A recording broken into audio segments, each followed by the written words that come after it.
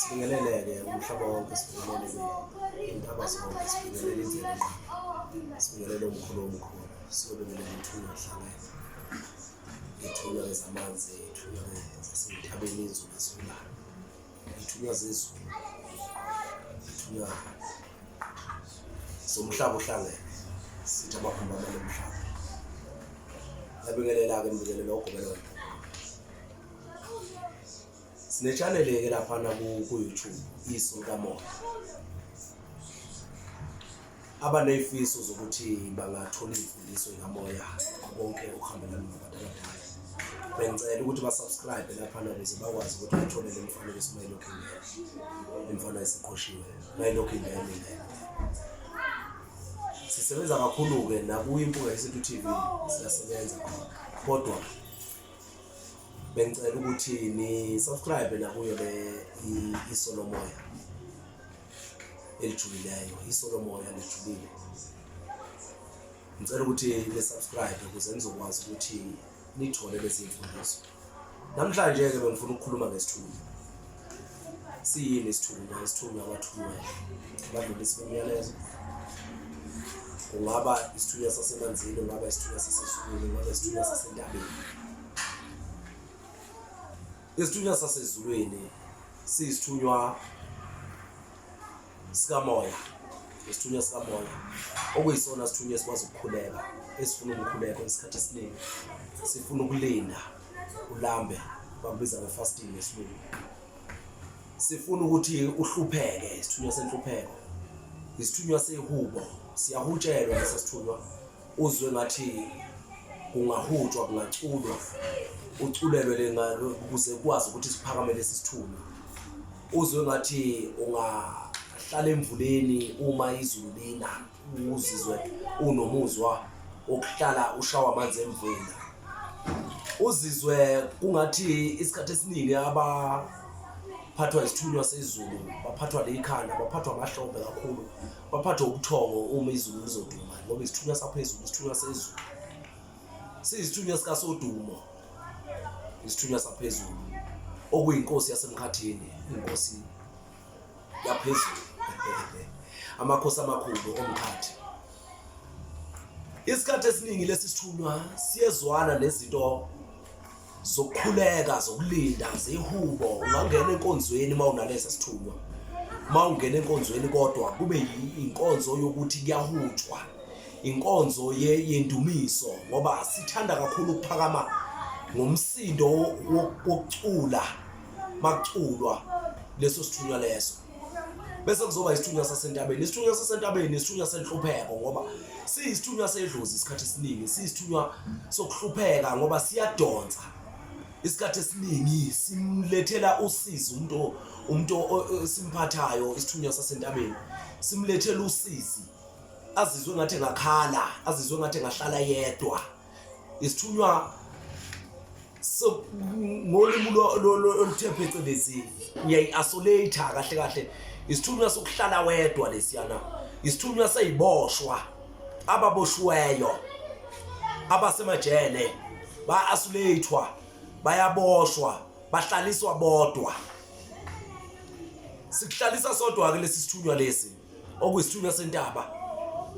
Bekuyizithunywa zenkonzo esikhathini esedlule, ngoba savela ngeZayoni, savela ngeSiyoni, okuyisithunywa sasentabeni, ngoba sithanda amajazi ablue, sithanda ikhali, kuyahanja kuyokhuleka entabeni, kuyalindwa.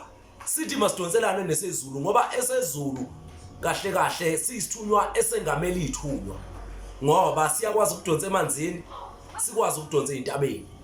Ngoba manihamba niye entabeni, nikhuphukele entabeni eziphakeme, niyalinda, niyahlala, niyalinda, nidli, nilindele inhlupheko, nilindele ingilozi ukuthi ihambe ifike. Emanzini siyisithunywa sedlozi futhi naso lamanzi. Siziveza ngeinto eziningi, uhlushwa ke kakhulu, uzizwe ngathi uyagodola. Ngoqala lokho uzizwe ngathi uyagodola, hlushwe izindlebe futhi kakhulu kuhaza amanzi, kuhlohloza izinto, ngoba lokho okusuke kutswininisa kuhamba nezulu kakhulu, kuhamba nesithunywa somoya.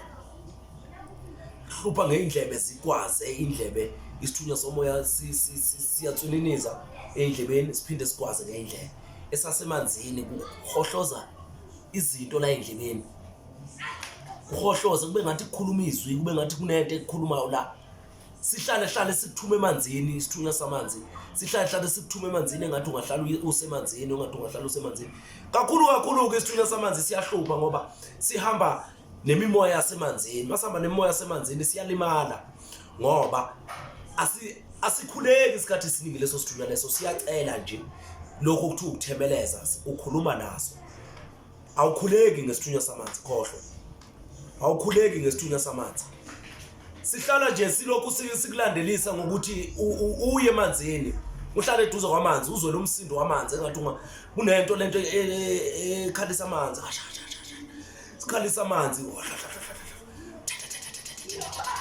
kunezinto elokhu ikhuluma la kuwe ungathi ungahlala eduze kwamanzi ulalele le language yamanzi noma ungeke uyiqonde ukuze sikwazi bese ke sithande kakhulu ukuthi ungangena emanzini ngoba ke sihamba nemimoya yamanzi imoya yamanzi ithanda impande kakhulu ithanda impande esezulu esingadingi impande kakhulu size ke sibe nemimoya ejulileyo yasezulwini okuyimoya yenzuza zomoya amakhosi omoya oyiyo imimoya yelokhuzana yabalozi basezulwini ngoma amakhosi aphezulu ungulibutho lezulu bese khani ke sidinga impande sona ukuthi sihlambuluke kodwa nje siyahlambuluka ngamanzi kuphela nokulinda ukhuleke ulinde ukhuleke ulambe siyakwazi ukuthi siqhume siphakame bese siyaqhuma uyakwazi ukusihlambulula ngempophomo usihlambulule ngamanzi emvula esasemanzini sithanda isiziba kakhulu esasemanzini sithanda isiziba sithanda ulwandle isikhathi esiningi ngoba siyayiveza ngeinkosazana siyiveze usolwandle ngejazi elizulu cwathile okuphawula blue isiveze ngejazi lengwe black and white siveze enokumnyama nokumhlophe oku black and white khona no gray omncane ohleli lapha kulama sport amnyama no gray omncane okusho ukuthi sibambe kakhulu izalukazi noma inkosazana kwesasezulwini kuyakwazi ukuphupha uphuphe inkanyezi uphuphe ilanga uphuphe inyanga uphuphe inkosazana yomoya uphuphe ingane namaphiko uphuphe amakhehla namaphiko uphuphe inkosazana uphuphe inkosi yezulu okuyinyoka yasezulwini noma usodumo izinto eziningi ezivelayo uphuphe izwi likhuluma ngomoya likhuluma emoyeni likutshena la endlebeni likhuluma izinto ngishulele ebusuku siyafika isithunywa sezulu sifike ngane ngomoya sikhulume ngezwi nesasentabeni ngokunjalo uyophupha abantu abahamba entabeni uphuphe uyokhuleka entabeni uphuphe ugqoka ijazi eliblue uye entabeni uyogawula izikhali bahlala bekunika izikhali uphuphe usenkonzweni kuhutshwa ugijinywa kakhulu engathi uphakanyelwa umoya izinto ezikuvezelayo ukuthi uphethwe isiphi isithunywa wena ezithunyweni sikhuluma ngesithunywa sezulu sikhuluma ngesithunywa samanzi sikhuluma ngesithunywa sasentabeni ngiphumeke ezithunyweni sengibuya lapha ke ekuveleni kwesithunywa ukuthi isithunywa sivela kanjani size siyiveze ngalezi zinto siyiveze ngazo zonke lezi zinto zokudabuka uzizwe ngathi udabukile ongathi ungakhala uzizwe ngathi ungayifisa uwedwa kungekho abantu uzizwe ngathi ungahutshelwa kuhlatshwa ingoma ukuze ukwazi ukuthi lesi sithunywa sivuseleleke ngiphume ezithunyweni ngingene ekuveleni kwesithunywa bekunezanusi makunezanusi endulo izanusi ke bekungabantu ababelinda belandela umoya kaNkulunkulu belandela umoya wemvelo belandela omkhulu belandela imvelo mabelandela lezo zinto ngaleso sikhathi belandela imvelo bembulelwa izinto eziningi ngezimfihlo izanusi lezo silandela nje ngezimfihlo silandela ngemvelo benza into ekamvelo zemvelo benza izinto zomkhulu belale beboniswe izinto engeke zenzeke namhlanje ezingenzeka kusasa. Belale beboniswe izinto ezingafika in 3 years or in 5 years or in 10 years. Okusho ukuthi bekuyingelozi engathatheki ngamandla ngoba bekuyingelozi ezifikelayo kumuntu. Obengesiyingelozi ethwaselwayo. Banobunyanga kubo ngoba bayakwazi ukuphilisa. Batshenwe ngekhambi nesifo esingehle sehlele umhlaba noma esingahle sehlele izwe. Baboniswe bese belikwe ikhambi. Baboniswe izimpi zomoya, beboniswe kuthiwa bahambe beyokhuleka abaphathi ibani noma ihlonti bakhanyisa ihlonti imbaqa beyentabeni ngoba bebephila esikhathini sakudala. Beboniswe ngendlala engahle ivelele izwe betshenwe ukuthi nina uyofika indlala ngonyaka ukuthi kuyofanele ukuthi nihambe niyoxhumana nenkosazana yasentabeni okunomkhubulwane, niyoxhumana nenkosi yezulu. Behambe beyentabeni bekhuphukele ezintabeni belinde bethathe izingane ezihlanzekileyo ukuhamba izangazi engasayi esikhathini. Zihambe ziyentabeni. Mayifika entabeni zifike kulinywe kwenziwe yonke into, okhulunywe nomkhulwana, okhulunywe nenkosazana ukuze kukwazi ukuthi kube khona imvula, kube sibe nokudla ngoba besiphila ngemvelo, besiphila ngomhlabathi, besiphila ngokudla okutshalwe phansi. Isithunywa sezanusi. Izanusi beyinobunyanga, zinobungoma. Ngiyothinta nje kupart 2 ngithinta ubungoma ukuthi yini abengoma. Mangithi sinobunyanga siyakwazi ukwelapha lesi sithunywa. Izanusi beyikwazi ukwelapha. Zikwelaphe ngemlingo kamoya, zikwelaphe ngemvelo. Ziphinde zikwelaphe ngomoya. Ithunywa ke lezo zezanusi. Izanusi ke bengungabelaphi bakudala abangekuthwaselanga ukuba izanusi. Abavele nje behlelwa umoya kaNkulunkulu wabembatha. Bese behamba behlupheka nabanye babantu ababehlelwa umoya. Behamba intaba. Kuze kuthi kancane lapha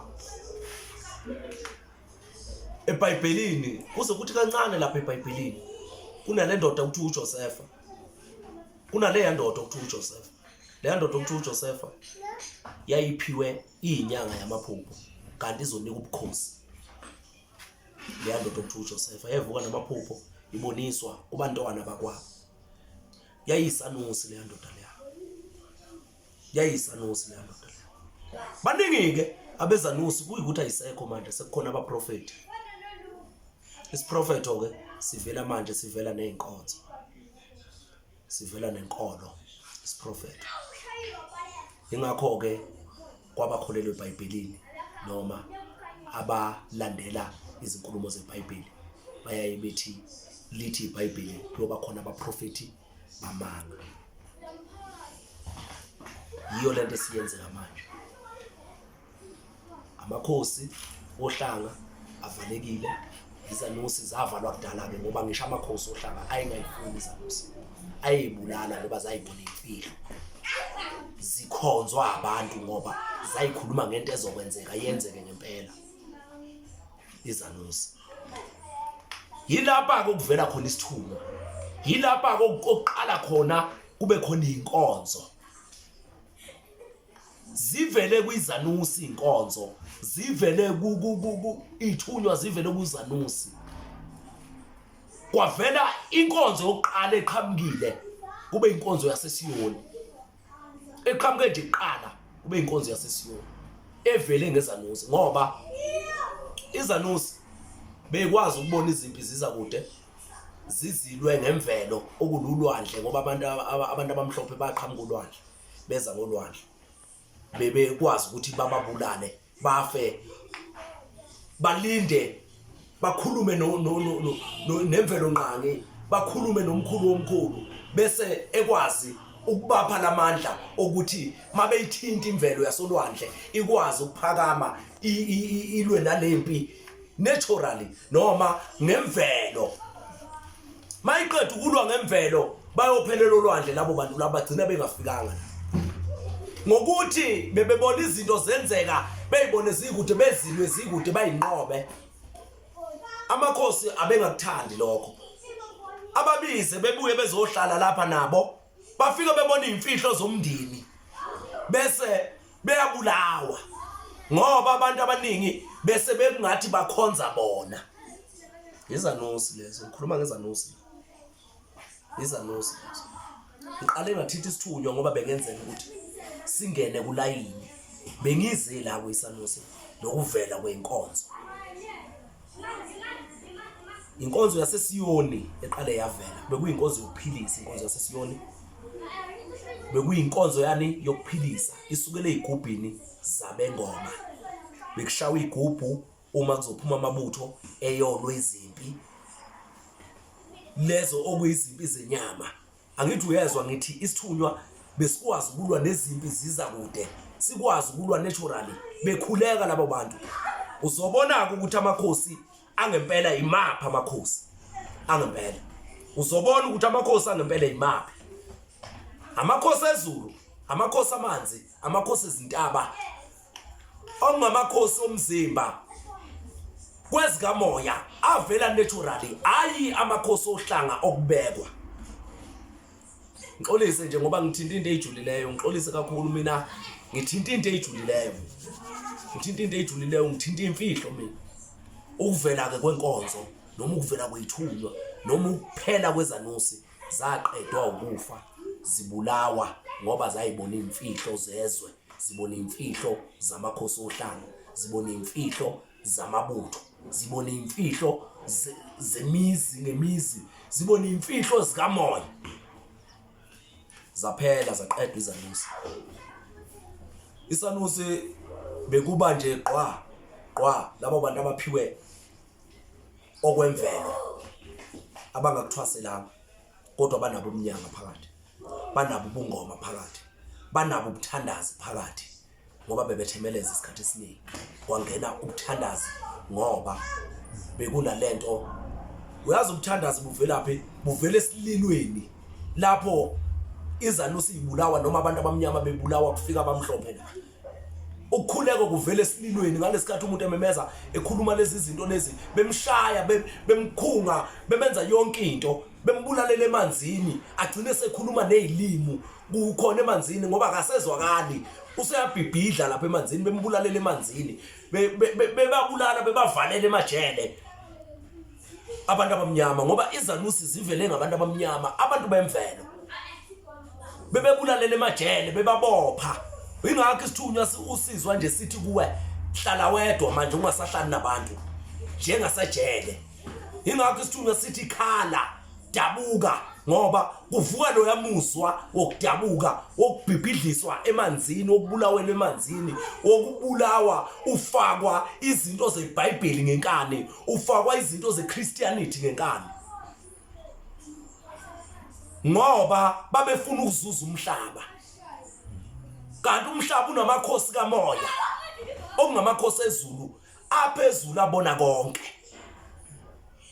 Sichazela ke thina ngesanusi namakhosi omoya nezithunywa ukuthi kahle kahle izithunywa uzuzubona ukuthi izithunywa idlozi nalo linamathela kuzo ngoba isithunywa esikamoya idlozi lingenomzimba. Manje vele umoya uzoziveza kuphi?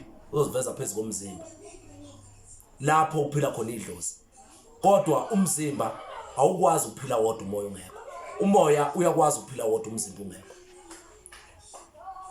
Wobanike obokuqala lapho uma phakathi kwedlozi nani nesithunywa ngoba idlozi lomzimba negazi. Isithunywa esikamoya wobanike abokuqala phakathi kwedlozi nesithunywa. Isithunywa sokuqala. Mawuke nje waba nemimoya mele ulungisele isithunywa kuqala.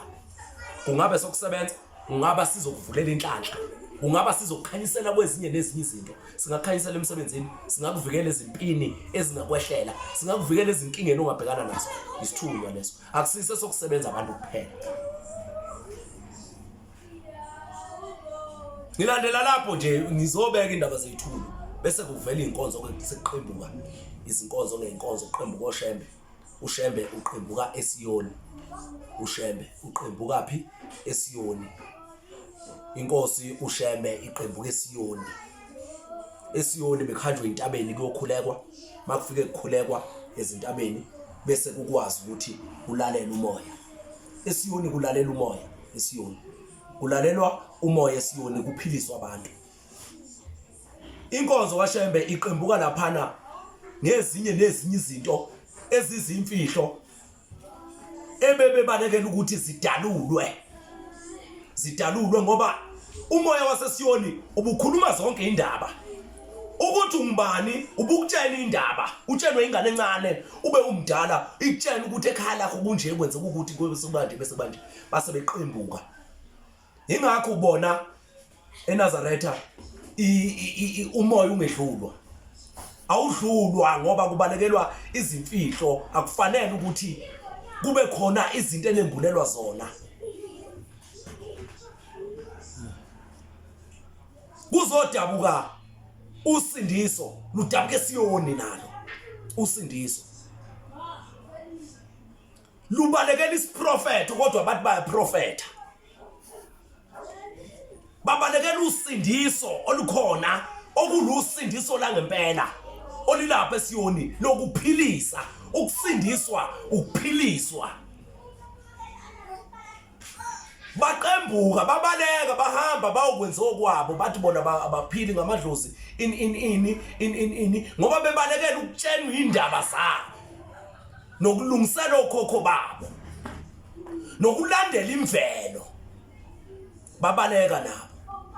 Nasi neSiyoni ke manje sesiveza iKorani.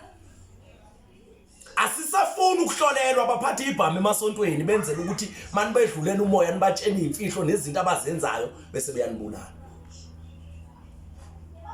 NeSiyoni siphumile saphela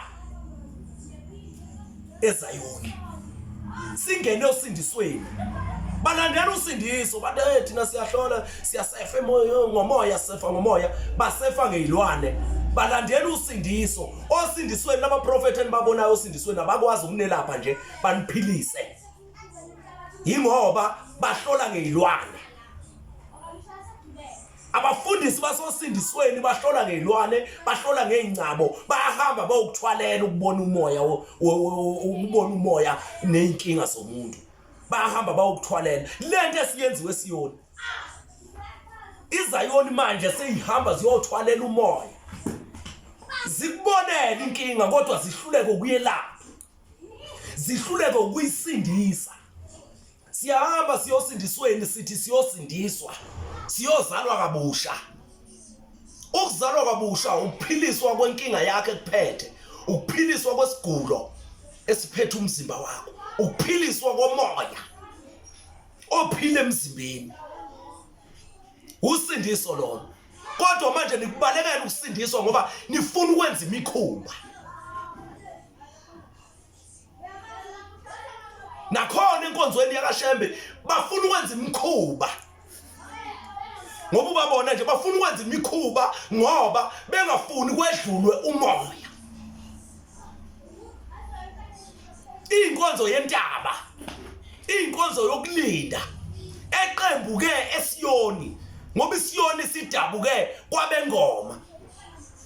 Bekuthi makushawa ingoma kuphakama umoya wezithunywa kubo ngoba abamhlophe mabefika bebethi babulala laba bantu abakwazi ukubona intiza kude okuyizanusi, kanti bavusa into ephila kithi emzimbeni yemvelo ngoba abantu abamnyama bangabemvelo.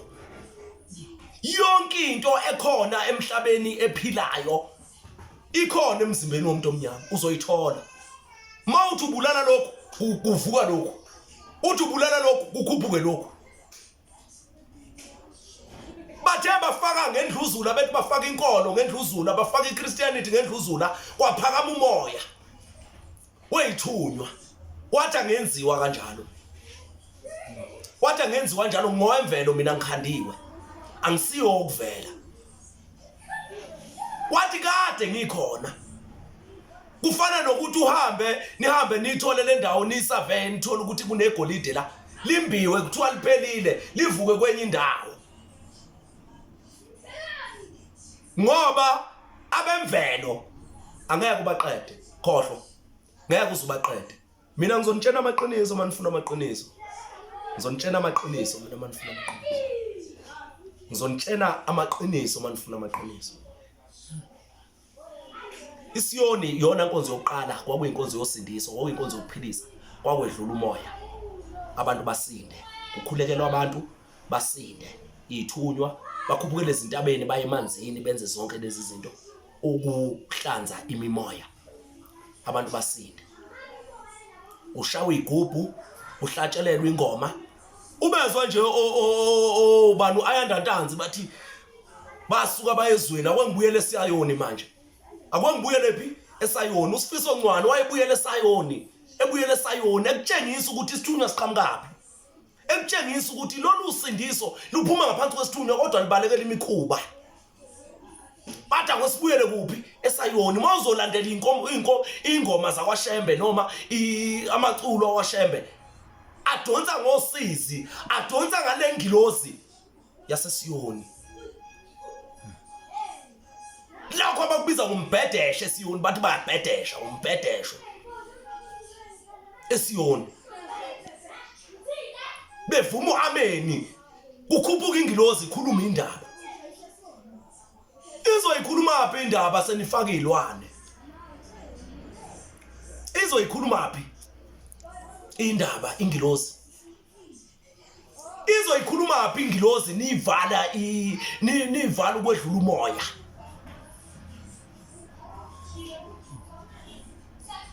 izoyikhuluma phi indaba ingilozi ningasafuni ukwedlulela umoya ningasafuni ukusindiswa ningasafuni ukuphila iSiyoni kwaqembuka zonke lezi inkonzo iphume ngaphansi kwesiyoni iSiyoni besigqoka amajazi ngokuhlukahlukana ngalesi sikhathi sekufika indwangu ifikela eSiyoni kugqoka amajazi ngokuhlukahlukana kungani kuhlukahlukene imimoya ephila kubantu edala amajazi ahlukahlukene o-green o-blue o-yellow o-pink obani o-brown in kusuka eSiyoni ngoba bekungesiyo inkonzo yokubuthana ngokwasendlini bekuyinkonzo yasentabeni obekuqhamuka nobani ophethe umoya wakubo noma ophethe umoya kalizwi noma ophethe umoya wengilozi egqokela into yakhe noma egqokela ijazi lakhe lesiprofeto noma ijazi lakhe likamoya afike entabeni kuyokhulekwa kungenasehlukaniso seyinkonzo njengothungo lenkosazana njengoba ulibona nje lungelikamoya lungolemvelo luhlukahlukene ngemibala lukutshela ukuthi wena imimoya miningi ekhona uphuze intabeni uphuze emanzini uphuze emkhathini uphuze emanzini uthungo lenkosazana mina ngizonitshela imfihlo bafowethu ngonitshela imfihlo mina ngizonijulela ngomshela ngitshela iqiniso mina manifuna iqiniso